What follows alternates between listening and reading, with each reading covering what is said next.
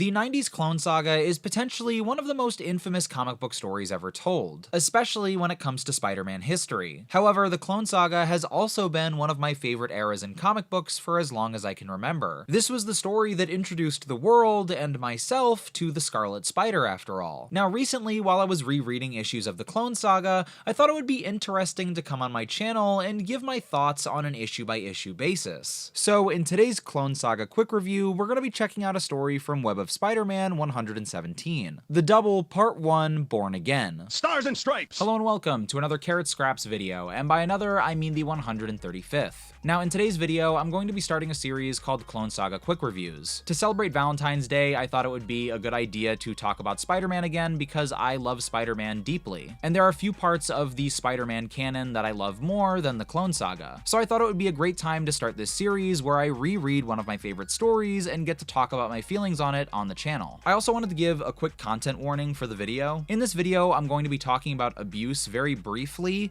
I feel like this story is allegorical to abusive relationships, specifically between parents and children, and I explore that in the story, but also in my personal life. So if that's something that you're sensitive to, maybe you want to skip this video. But that being said, it's not something that I get super deep into or something that I talk about very graphically. It's more so a vague conversation about the subject. Now, we're starting our Clone Saga reading with this story in particular because this is the story that starts the Clone Saga Epic Collection, the first volume in the trade paperback series released by Marvel to collect the Clone Saga. So if you want to read along at home, that's how I'm doing it. Although, of course, I do have the original comic, which we'll be talking about as well. Now, before I give my thoughts on this story, let's talk a little bit about the comic, the people who made it, and give a brief synopsis of the events.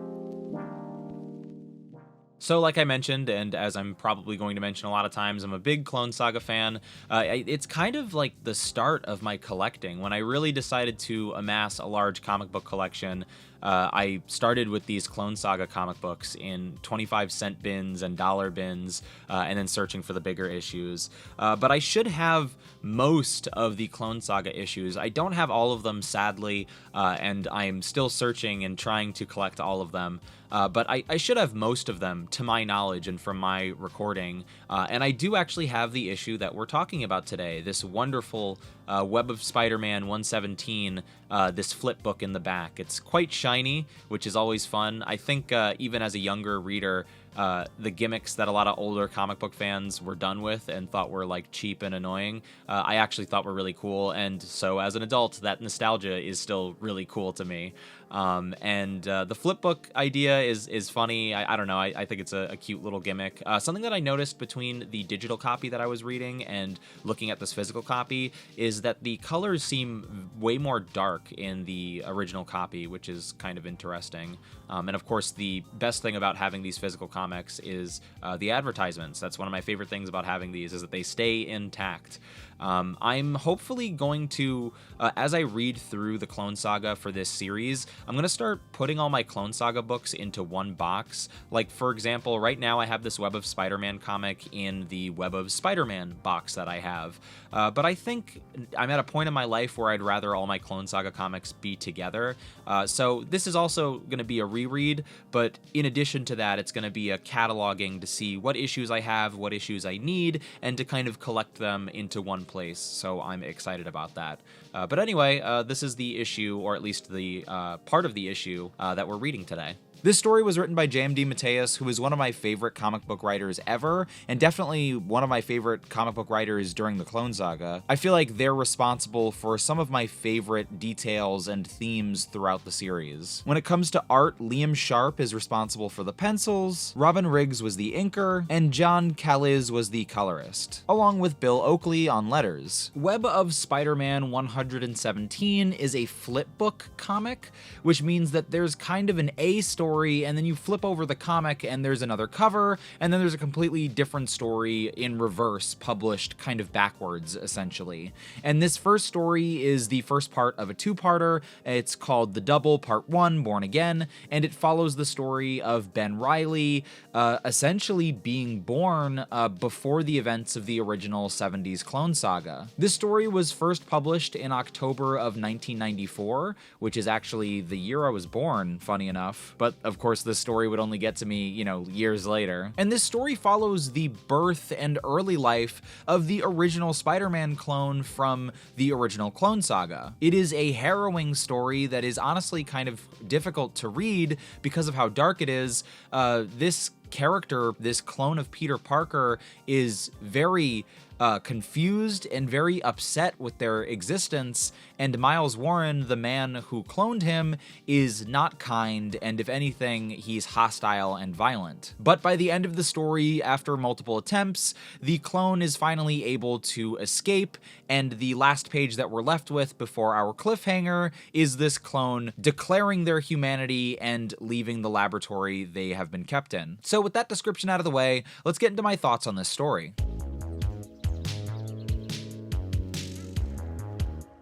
Now, I've read the Clone Saga multiple times at this point. I've read it in order a couple times, and I've read these stories out of order multiple times. These characters and these plot points are iconic to me.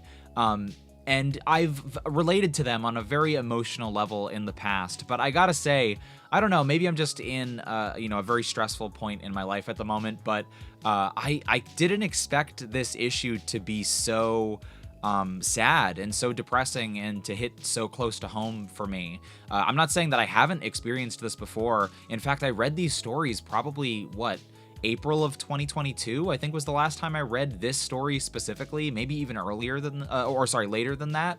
And so it's just weird to be taken surprised by a lot of this stuff.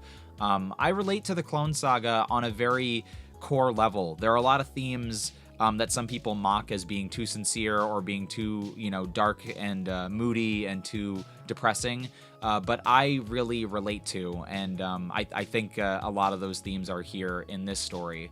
One of the first themes that we get to see is who am I? And again, this is a theme that I see made fun of a lot, but we're going to get a lot of this in the Clone Saga, where clones and Ben Reilly specifically, and even Peter Parker, is going to be asking, who am I? What does it mean to be a person as just a person? And then clones, knowing that they're genetic copies of someone else, even more of a reason to ask, who am I and what am I?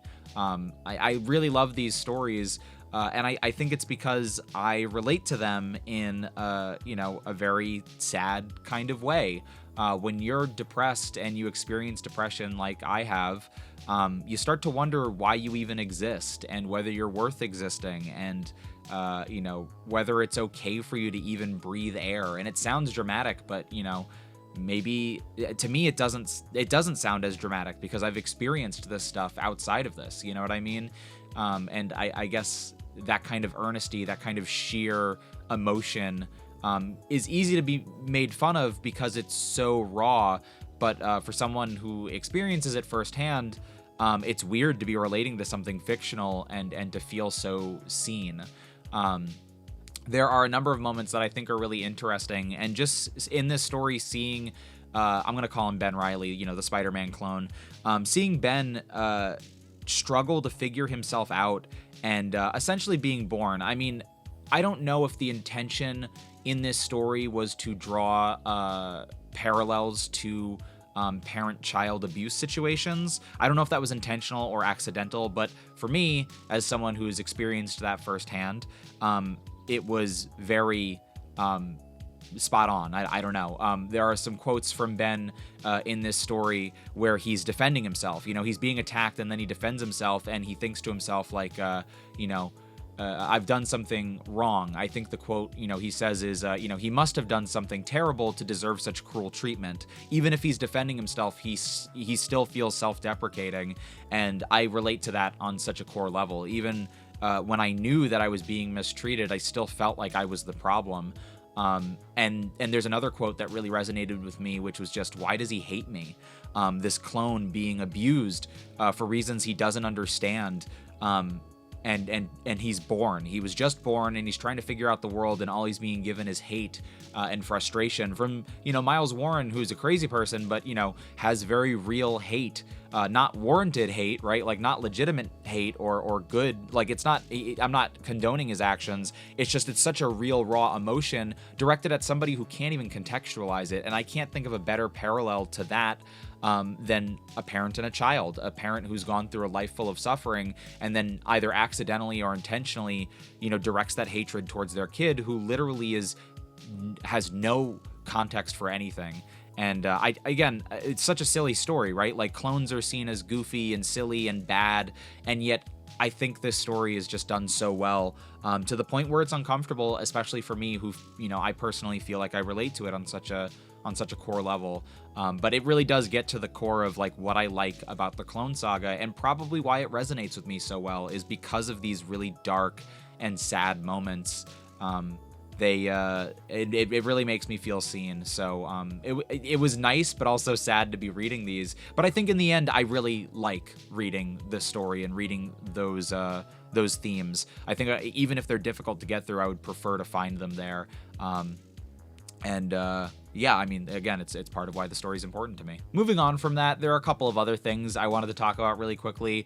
For example, I just think the idea of someone realizing that like they have spider powers as someone who has no context for like superheroes or any of that stuff, I just find that really interesting. Ben is cloned and he's like, oh, what is this, danger sense that I have? And, oh, I didn't expect to be that powerful. I don't know. I just think that's an interesting idea, that this person just has these powers, and realizing how they fit into the world is part of the story and is confusing and potentially dangerous. I find that really interesting, and I thought those were some really cool moments in this story. I really like how creepy this story is. I think it's such a great build-up to this clone being made, and the clone figuring out what it is, and thinking for the first time, and then coming out of this cloning vat. And I don't know, it's just a weird, creepy environment, and it's a great way to start off this saga. It's a great way to start the story and to start reading.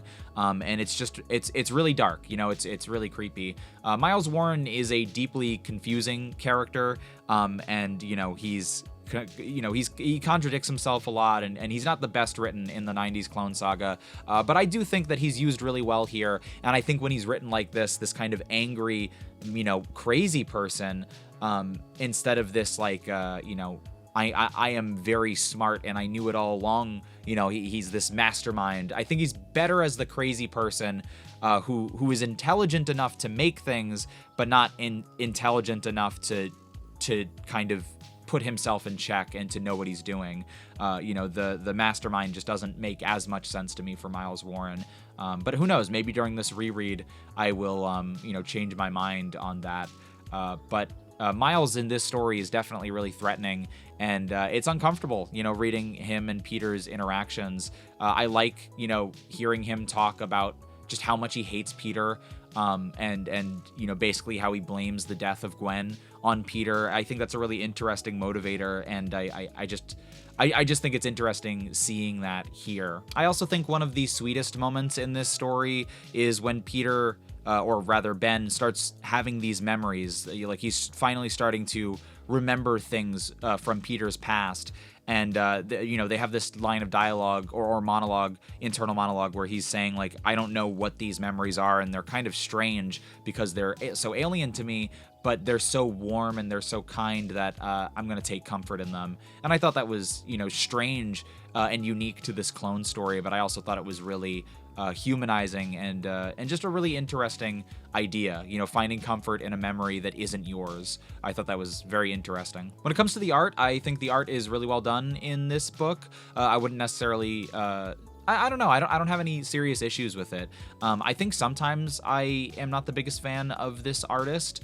I think they have a tendency to draw faces really long, and there definitely are some funny panels. There's this panel where Ben is slamming his fists on a door and saying, "I am human," and it's a really sad story, right? But out of context, that panel is hilarious combined with the art. So that, it's not always a hit, but I think in general I do like this artist. I thought the coloring is okay, but I think the art does the job pretty well, and I think especially those first 2 pages of a clone being created and cells growing into a person. I think those pages are really interesting, and again, for the Marvel Epic books to start from this story, I think is really smart. I think it works really well, and it's a great way to start off this saga that's going to go on for a little while. So I don't know exactly how I'm going to rate stories in the future when it comes to these Clone Saga quick reviews. Typically I review things, you know, I give it a score out of 20, but I just don't feel comfortable doing that here. I just don't think that that's going to, you know, give a great, I don't know, I just don't feel like that expresses my thoughts, and I'm not just going to give it a rating because it's like, oh, I got to end a review with something. So at least for now, I think what I'm going to do is just take a series of words and pick one of them. So, you know, on my scale, I have, let's say amazing, and then under that is great, under that is interesting, under that is fun, and then the final one is bad. That's not necessarily a, you know, a chronological score. Like, I'm not saying that fun is less good than a great story, but I do think that a fun story is different than an interesting story, and I think an amazing story is better than a great story, maybe? I don't know, maybe great and amazing should just be put into one. I want to save amazing for like my top tier stories, you know what I mean? There are Clone Saga stories that I think are some of the best Spider-Man stories ever written, and I don't think that this is one of those stories, but I do think that it's great. I don't think that this is a bad story. I think this is a great story. I like it quite a bit. I think it has a lot going on. I think it takes some risks, honestly.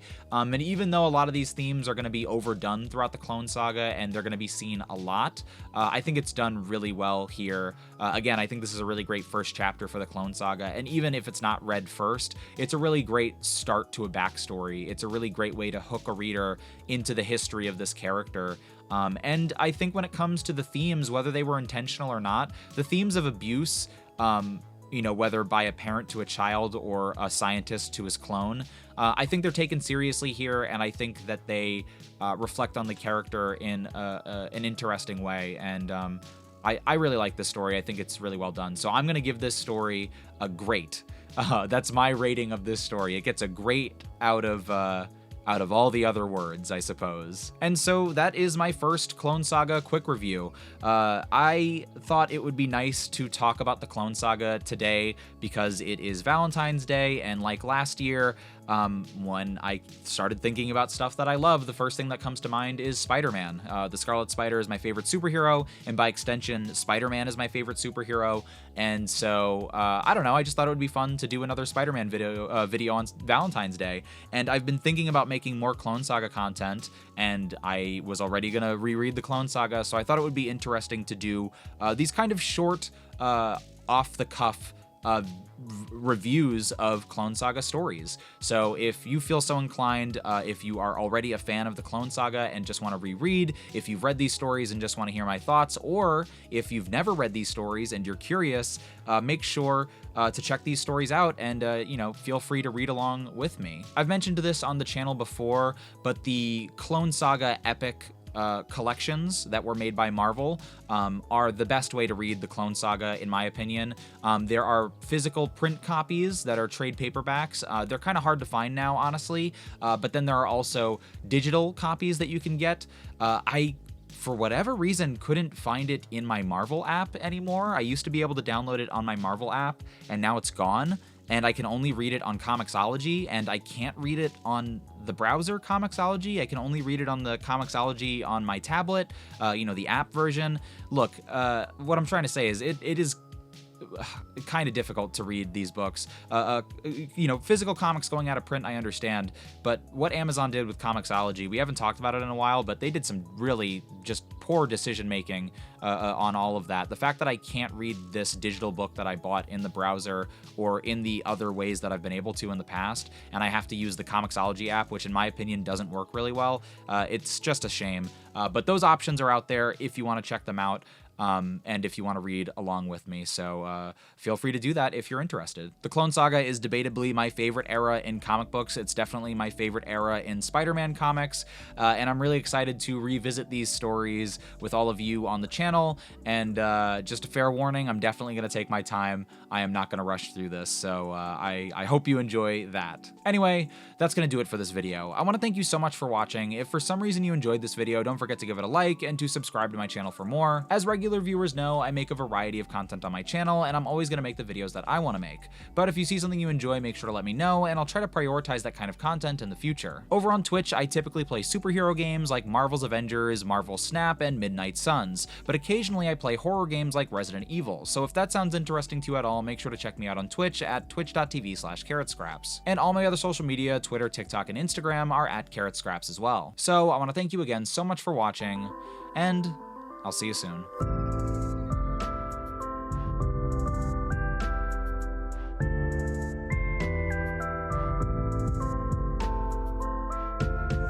I don't even want to...